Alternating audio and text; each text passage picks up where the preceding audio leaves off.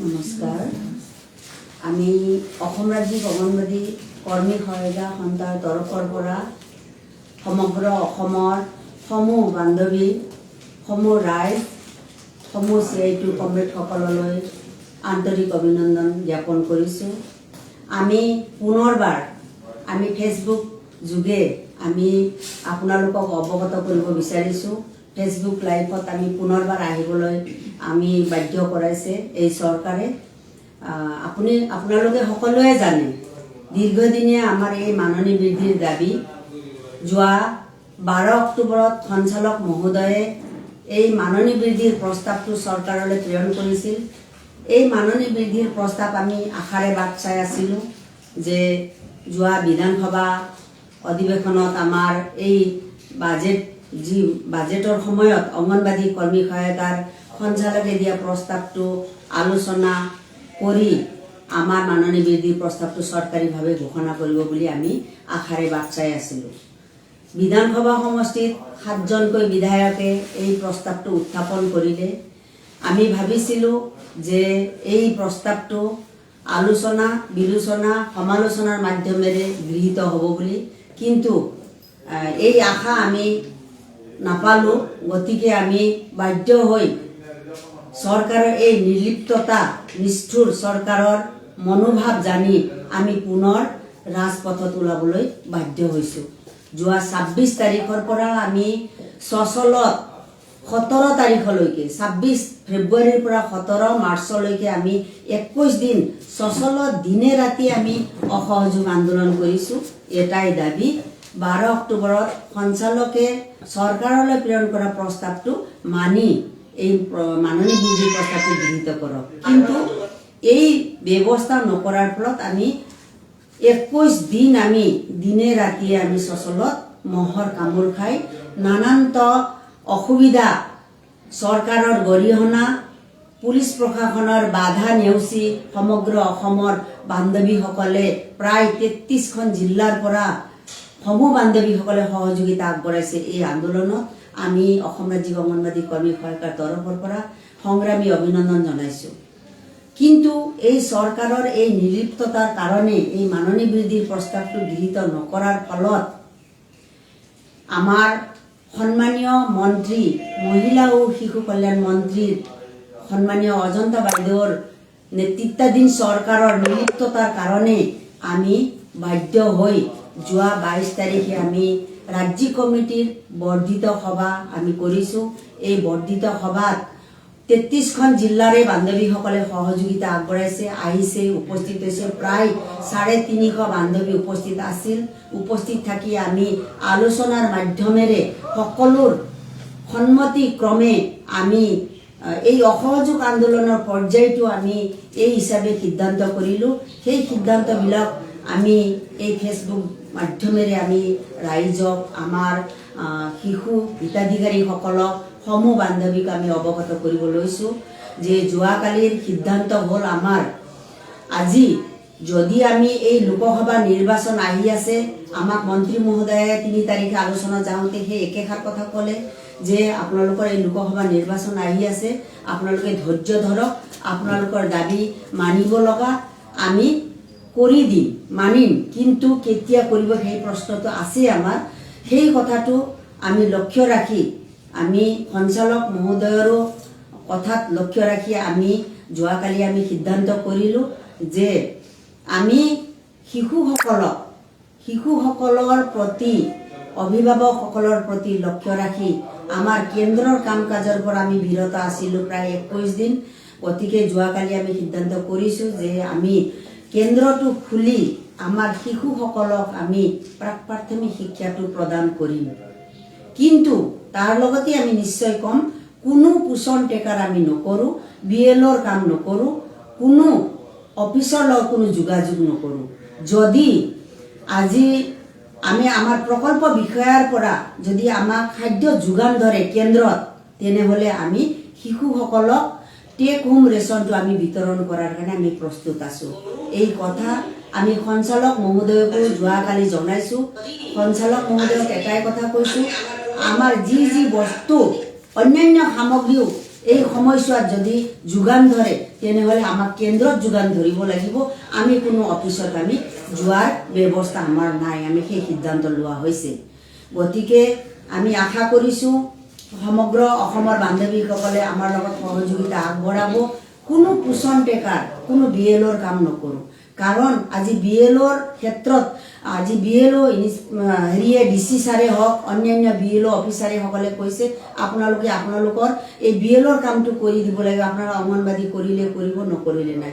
এইটো এটা স্বাৰ্থপৰৰ নিচিনা কথা উল্লেখিত হৈছে, আমি অনুমান কৰিব পাৰিছোঁ। কিন্তু আমি জানো আমি ইমান তৃণমূল পৰ্যায়ত কাম কৰা কৰ্মী সহায়িকা, আমি মহিলা ও শিশু কল্যাণ আঁচনিত কাম কৰি আমি জানো কিছু কথা, আজি আইন মতেদিও আমি কিছু কথা জানো। কিন্তু আজি যদি এই লোকসভা নিৰ্বাচনৰ সময়ত আজি যদি অংগনবাড়ী কৰ্মী সহায়িকাই এই যদি লোকসভা নিৰ্বাচনৰ BLOৰ কামৰ পৰা বঞ্চিত হৈ আছো, এই কথাটো সকলোৱে পৰিলক্ষিত হৈছে।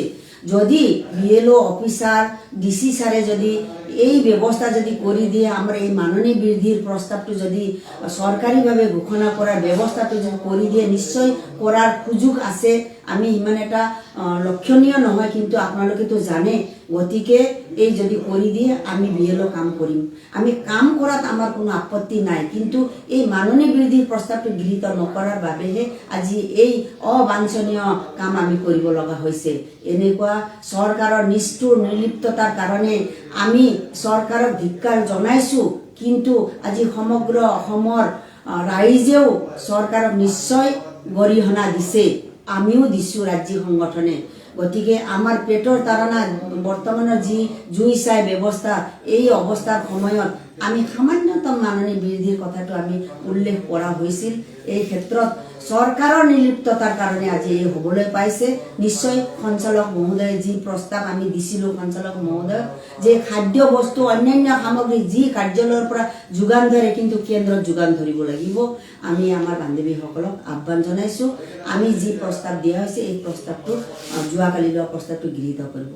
মোৰ মাজত আছে আমাৰ উপ সভানেত্ৰী বীণা বৈশ্য বাইদেউ, তেখেতকো মই দুআষাৰমান ক'বলৈ অনুৰোধ জনাইছোঁ। ধন্যবাদ। হয়, মই অসম ৰাজ্যিক অংগনবাড়ী কৰ্মী সহায়িকা সন্থাৰ উপ সভানেত্ৰী। হয়, ময়ো এইখন চৰকাৰৰ বিষয়ে ক'ব অলপ বিচাৰিছোঁ, কাৰণ এইখন যি চকু মুদা কুলিৰ নিচিনা ভাও জুৰি আজি আমাৰ অসম ৰাজ্যিক অংগনবাড়ী কৰ্মী সহায়িকা সন্থা যেনেকুৱা তিক্ততা আমি বলি হ'ব লগা হৈছে। কাৰণ আজি আমি 1,21,000 অংগনবাড়ী কৰ্মী সহায়িকাই ইয়াত আমি কাম কৰি আছোঁ, আৰু এই কাম কৰি থকাৰ বিনিময়ত আমি যিটো আমাৰ বিনিময়, আমাৰ প্ৰাপ্য অধিকাৰ, আমি অধিকাৰহে চৰকাৰৰ ওচৰত আমি বিচাৰিছিলোঁ। এই অধিকাৰ আমি কোনো খুজি অনা নহয়, আমি অধিকাৰ, আমি কাম কৰিছোঁ, তাৰ প্ৰাপ্য লাগে, এই প্ৰাপ্য আমি বিচাৰিছিলোঁ। কিন্তু এইখন চৰকাৰে এই প্ৰাপ্য দিবলৈ ব্যৰ্থ হৈছে, আৰু এই কিয় ব্যৰ্থ হৈছে আমি বুজি পোৱা নাই। সেইকাৰণে আমি বাধ্য হৈ আমি সচলত আমি যি 21 দিনীয়া আমি কাৰ্যসূচী চলালোঁ, ইয়াতো আমাৰ লাখে লাখে বান্ধৱী ইয়াতে সহযোগ কৰিছিলে। আৰু চৰকাৰৰ এইখন চৰকাৰৰ যি বাজেটৰ পৰিণতি আমি দেখা পালোঁ, যে আমাৰ সমাজ কল্যাণ ডিপাৰ্টমেণ্টত যি পইচাৰ ধাৰাটো কমাই দিছে, এইটোত আমি খুবেই দুখিত হৈছোঁ। আৰু দুখিত হৈ আমি আন্দোলন কৰিবলৈ আমি বাধ্য হৈছোঁ। আৰু তাৰ বিনিময়ত আমি আন্দোলন কৰি আমি যেতিয়া আমাৰ সচলত আমাৰ 21 দিন আমি কাৰ্যসূচী চলালোঁ, তাৰপিছত এনেকুৱা এটা হ'ল, চৰকাৰৰ যি লোকসভাৰ ইলেকশ্যনৰ অধিসূচনা জাৰি হ'লে, হোৱাৰ পিছত আমি যিহেতু অধিসূচনা জাৰি হ'ল, আমাৰ তাত একো কাম নহ'ব, বা কোনো প্ৰতিনিধিয়ে বা কোনো বিষয়াই একো কাম কৰিব নোৱাৰিব। সেয়েহে আমি কাৰ্যসূচী আমি সাময়িকভাৱে আমি স্থগিত ৰাখিছোঁ। আমাৰ অসহযোগ এতিয়ালৈ আমাৰ চলি আছে, আৰু আমাৰ যেতিয়ালৈ দাবী আদায় নহয়, এই কাৰ্যসূচী আমাৰ চলি থাকিব।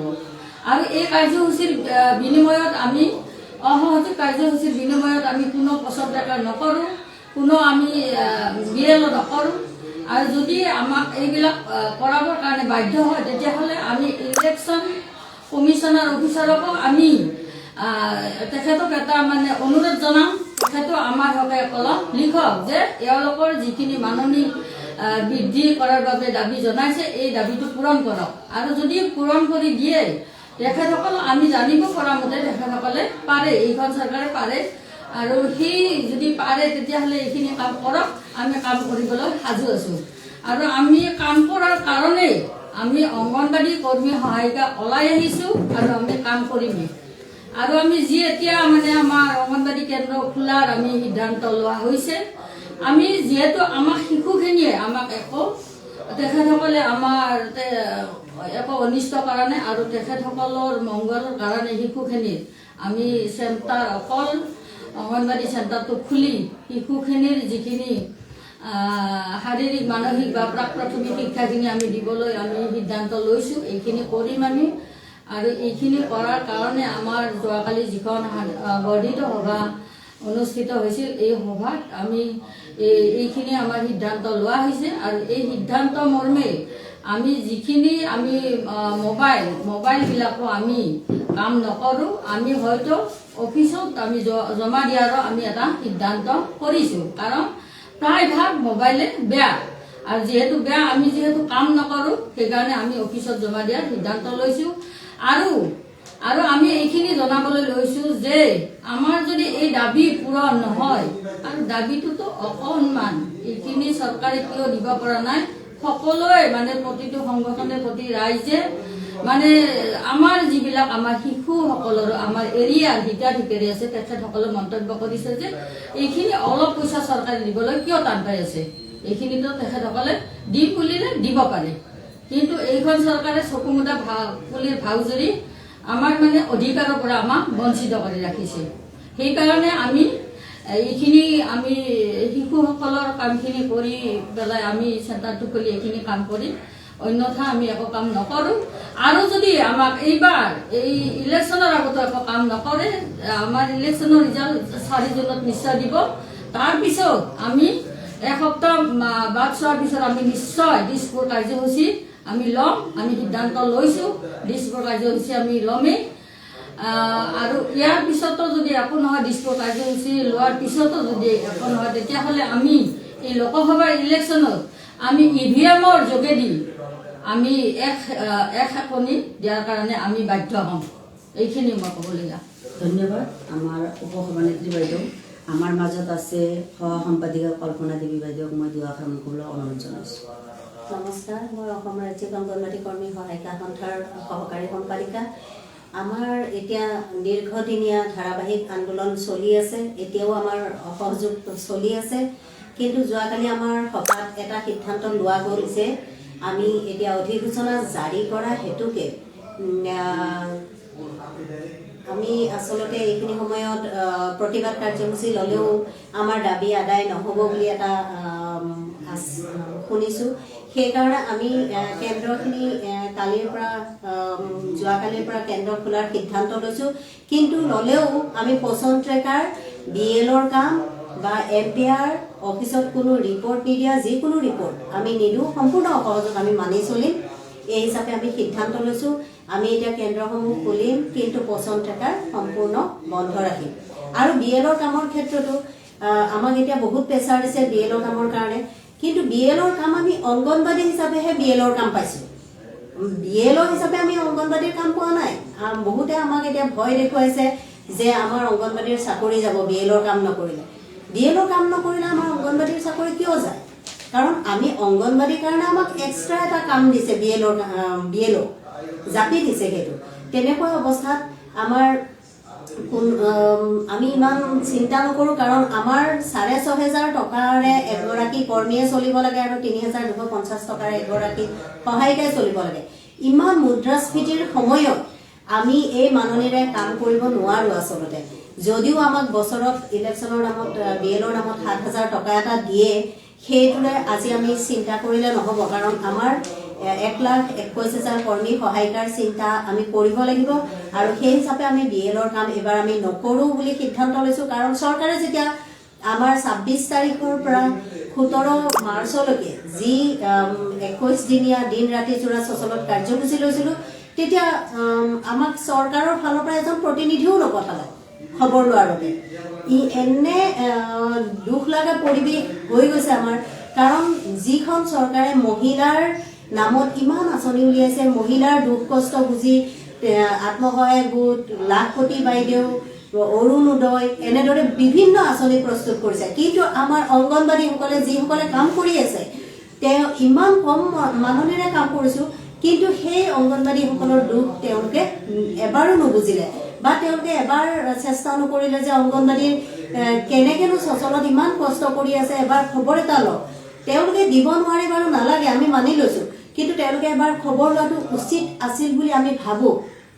সেইবাবে আমি এতিয়া অংগনবাদীসকলে বিএলৰ কাম নকৰো বুলি সিদ্ধান্ত লৈছো। আৰু লগতে আমি এতিয়া যি নিৰ্বাচন আহি আছে সেই নিৰ্বাচনত তেখেতসকলে জানো যে নিৰ্বাচনৰ সময়তো অধিসূচনা জাৰি কৰিলেও মুখ্যমন্ত্ৰী মহোদয়ে নিৰ্বাচনী বিষয়াৰ লগত আলোচনা কৰি জৰুৰী কিছুমান ঘোষণা আচলতে কৰিব পাৰে, তেনেকুৱা এটা আইন আছে। তেখেতসকলে এইখিনি সময়তো আমাক মাননি বৃদ্ধিৰ এটা ঘোষণা কৰিব পাৰে, কিন্তু তেখেতসকলে মাননি বৃদ্ধি আচলতে আমাক কৰিব বিচৰা নাই। কিয় কৰিব বিচৰা নাই নাজানো। আৰু এই মঞ্চৰ পৰা মাননীয় মুখ্যমন্ত্ৰী মহোদয়ক অনুৰোধ জনাওঁ যাতে আমাৰ কৰ্মী সহায়িকাৰ মাননি বৃদ্ধি অতি সোনকালে ঘোষণা কৰি দিয়ে, যিকোনো পৰ্যায়তে যাতে তেখেতে আমাৰ লগত সহযোগিতা আগবঢ়ায়। আৰু আমিও তেতিয়া কাম কৰিবলৈ সকলো ক্ষেত্ৰতে প্ৰস্তুত আছো। আমি বিএলৰ কাম নকৰো বুলি কোৱা নাই, বিএলৰ কাম কৰিম, কিন্তু আমাৰ মাননি বৃদ্ধিৰ ঘোষণা হ'ব লাগিব। মাননি বৃদ্ধিৰ ঘোষণা নোহোৱালৈ আমাৰ এই সংগ্ৰাম চলিছে আৰু চলিবই। লগতে আমি এইবাৰ যদি আমাৰ মাননি বৃদ্ধিৰ কোনো ঘোষণা নহয়, আমি ইভিএমত আমাৰ প্ৰতিক্ৰিয়া জনাই দিম। এয়াই আমি অসম ৰাজ্যিকে সিদ্ধান্ত লৈছো আৰু এনেদৰে আমি সংগ্ৰাম চলাই যাম বুলি ভাবিছো। হয়, আমি সকলোৱে সেইটোৱে কৈছোঁ। আজি সমগ্ৰ অসমত যিবিলাক বান্ধৱীসকল বিএলত কাম কৰিছে তেখেতসকলক আমি অনুৰোধ জনাইছোঁ, বিএলৰ কাম আমি নকৰিব, আপোনালোকে উত্তৰ দিব লাগিব, আমি আছোঁ, আপোনালোকে সকলোৱে চিন্তা কৰক। বিএলৰ কাম নকৰিলেও আমি নিশ্চয় ক্ষেত্ৰত আমি সহযোগিতা আগবঢ়াব পাৰিম। আৰু নিশ্চয় আমাৰ উপসভানেত্ৰী আমাৰ সাংবাদিকা বাইদেৱে কৈছে যে আমি লোকসভা নিৰ্বাচনত আমি নিশ্চয় প্ৰত্যুত্তৰ দিয়াৰ কাৰণে আমি সাজু আছো। চৰকাৰে চিন্তা কৰক, আৰু নহ'লে আমি এক সপ্তাহৰ ভিতৰত আমি দিছপুৰ চলো কাৰ্যসূচী লোৱাৰ কাৰণে আমি প্ৰস্তুত আছো। আমি ৰাইজ, আমি শিশু, আমি হিতাধিকাৰীৰ বিৰুদ্ধে আমি যোৱা নাই, এই চৰকাৰৰ বিৰুদ্ধে আমি গৈছোঁ। চৰকাৰে যদি আমি মানি নলয়, আমিও চৰকাৰৰ বিৰুদ্ধে গৈছোঁ। অসমত 230টা ব্লক আছে, 62,153টা কেন্দ্ৰৰ মাধ্যমেৰে 1,21,000 কৰ্মী সহায়িকাই আমি কৰ্মৰত হৈ আছো। আমাৰ লগত ৰাইজ আছে, চিন্তা কৰক এবাৰ। ধন্যবাদ।